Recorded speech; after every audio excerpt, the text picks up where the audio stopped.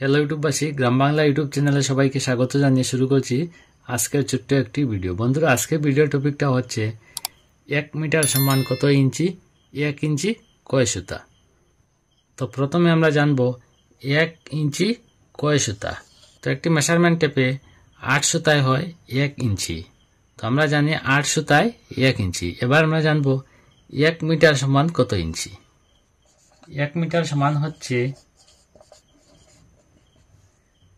3.281 fit. তো 1 metre সমান হচ্ছে 3.281 ফিট। তো এবার দেখব আমরা 1 মিটার কত ইঞ্চি হয়। তো 1 মিটার সমান পেলাম আমরা 3.281। আমরা জানি 12 ইঞ্চি হচ্ছে 1 ফিট। তো 12 দিয়ে যখন আমরা 3.281 কে গুণ করব, গুণ করে হবে 39.38 ইঞ্চি।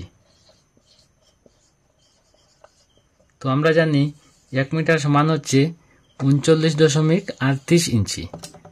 তো 1 মিটার সমান আপনারা প্রায় 40 ইঞ্চি বলতে পারেন।